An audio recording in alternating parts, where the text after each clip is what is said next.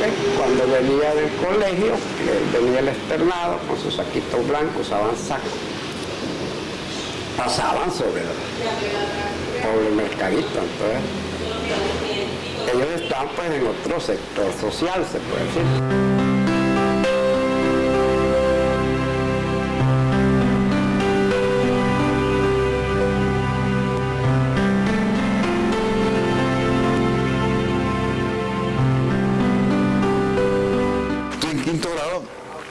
Yo veía que era un muchacho permanentemente leyendo o permanentemente escribiendo, que cuando lo veían distraído le hacían preguntas y él estaba en la jugada, él contestaba inmediatamente, o sea que tenía la cualidad del desdoblamiento o de una mente muy ágil que podía hacer varias actividades. Roque vivió en este lugar desde los 2 años junto a su madre, con quien mantuvo una estrecha relación.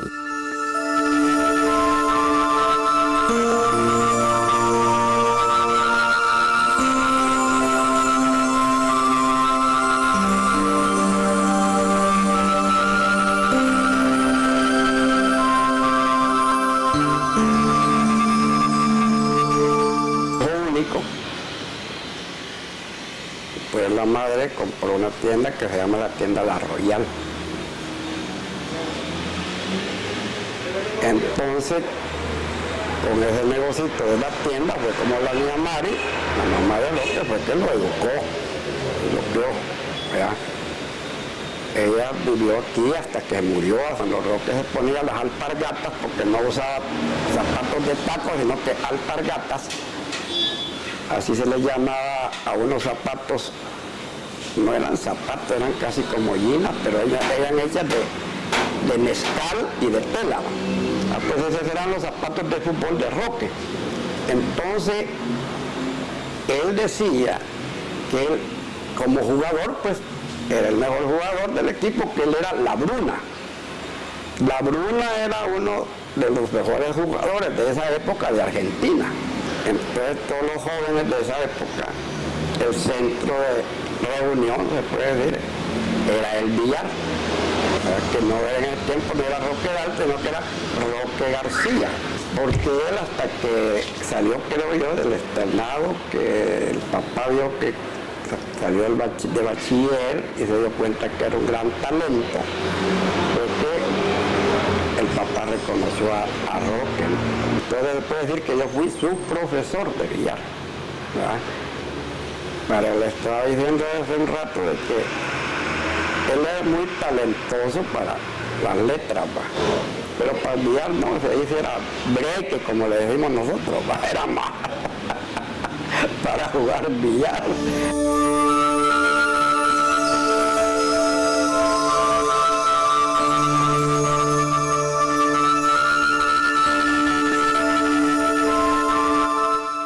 Era un tipo muy jovial, muy ameno, bueno para los chistes, ¿verdad? Muy novio con las meseras, ¿verdad? Pero cuando estaba soltero, así que era muy simpático.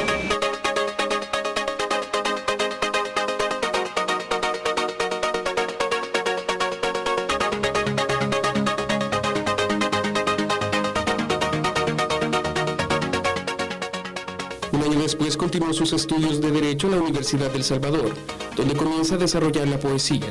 Forma parte de la Asociación de Estudiantes Universitarios del Partido Comunista, escribe artículos en opinión estudiantil e incursiona en el teatro.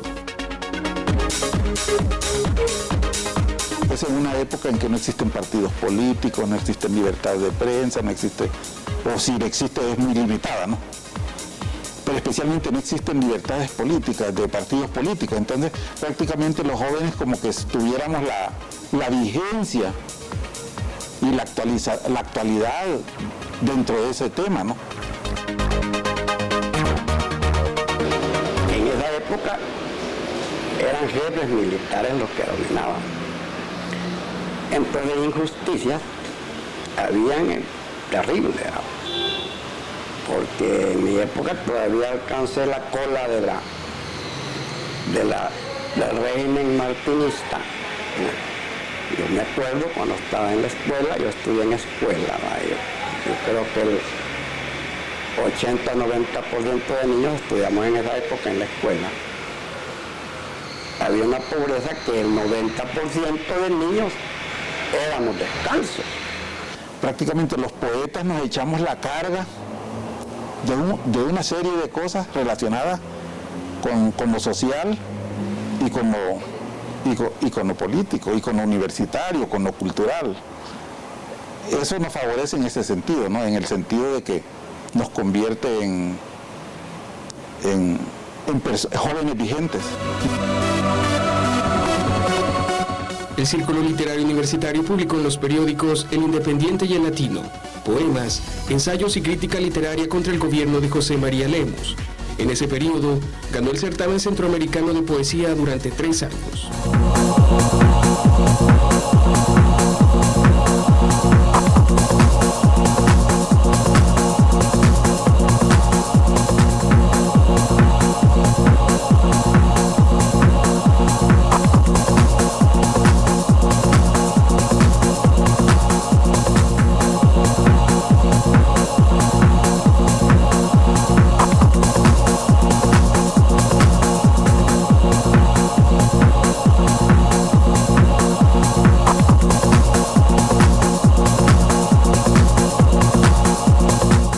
Encarcelado y exiliado de su país, en México Roca se integró de lleno a las actividades del Partido Comunista, a cultivar la poesía y ensayos sobre la realidad de El Salvador. Asimismo, inició estudios de antropología. Roca sí anduvo bien jodido, se medio compuso cuando llegó a La Habana, porque allí sí, conocido como poeta, tenía apoyos en Casa de las Américas, publicaba allí. Hacía análisis políticos y lo publicaba en una revista que se editaba en Praga.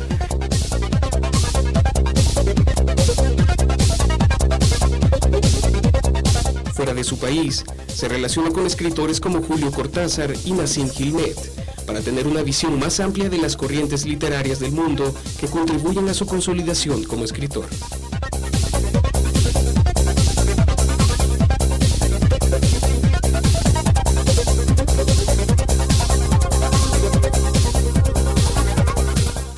Esa dedicación total a informarse.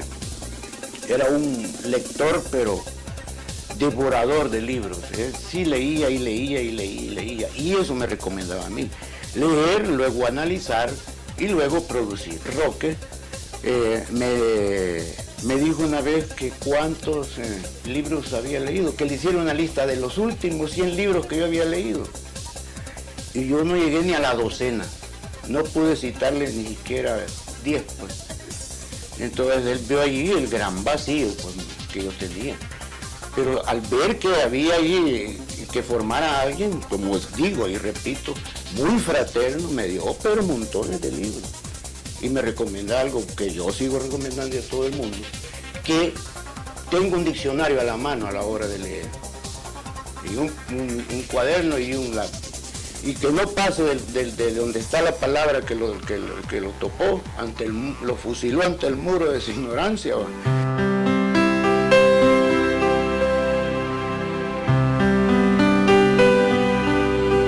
Los que ampliaron el canal de Panamá y fueron clasificados como Silver Roll y no como Gold Roll.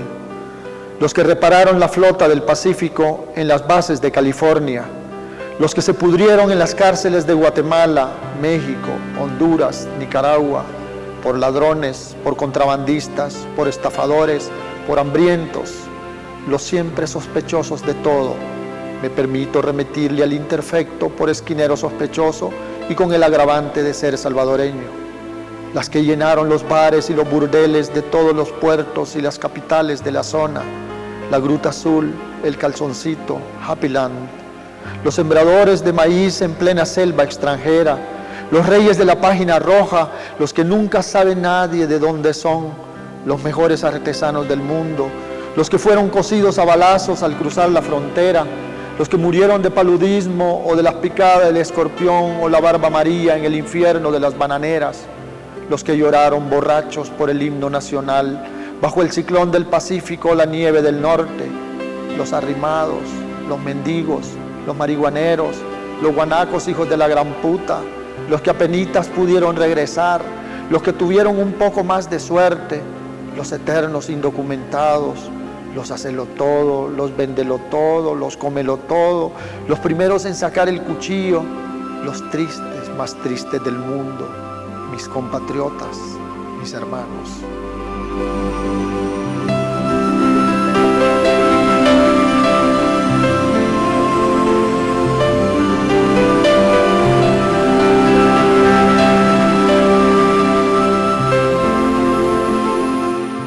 Yo recuerdo una vez, él tenía mucha preocupación conmigo porque yo era fatal en las matemáticas, que él también había sido fatal. Y entonces él me presionaba mucho porque decía, ¿cómo mi hijo no se va a saber las tablas? Entonces yo recuerdo que él me ponía en un rincón así a aprenderme las tablas de memoria, ¿no? Y mientras él escribía al lado a la velocidad de un tren.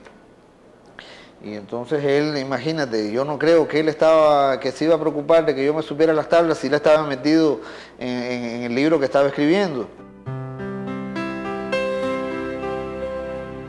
Dalton fue de los pocos poetas que a través de sus escritos rescató la historia de nuestro país como los acontecimientos de 1932, una verdad que fue ocultada y tergiversada por la postura oficial.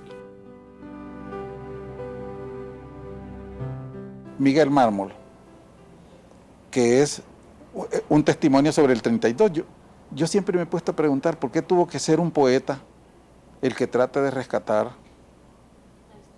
la historia del Salvador de un hecho tan oculto en esa época, tan invisible y tan trascendente además para el país. Yo considero que todo lo que hemos vivido en El Salvador arranca del 32, ¿no? Todas nuestros dramas, nuestros conflictos sociales y hasta ahora, pues. De sus escritos se han recopilado el 80% que se encontraba disperso en varios países, los cuales han sido traducidos a 7 idiomas. En nuestro país fue hasta en 1997 con la reforma educativa que se incluyeron para su lectura y análisis. A pesar de haber vivido en Cuba tanto tiempo, mi padre no tiene una cubanía en su obra, porque mi padre siguió siendo muy salvadoreño a la hora de escribir en cualquier sitio donde estuvo.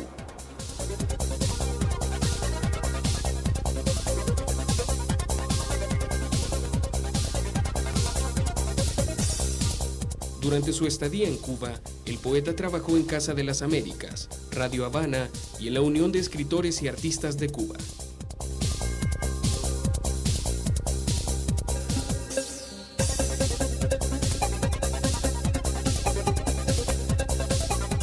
Entonces, una primera lectura, diría yo, de Taberna y otros lugares es deceptiva, o sea, tiene una decepción, contiene una visión fatalista, negativa. O sea, El Salvador como patria lo decepcionó, pero también lo decepcionó la patria socialista. Entonces, ¿qué esperar? Emborracharse. Y en esa segunda lectura vamos viendo que el país ciertamente pues sigue siendo una patria que rechaza a Roque, pero ya él la va viendo con otros ojos. Y aunque tenga que pasar de nuevo por la muerte, pero va a ser una asunción, un asumir su propia muerte como un sacrificio necesario. A través de sus obras, Roque describe la nostalgia, tristeza y soledad que vivió lejos de su país, que solo le ofreció tortura y cárcel. Revolucionar la poesía implica también revolucionar las estructuras mentales del trabajador, del revolucionario, del militante, del político. Y creo que eso pues ha dejado huella entre los escritores más jóvenes, ¿verdad?, salvadoreños. Yo diría sí que es una experiencia única, ¿verdad? Y que Roque marca un hito.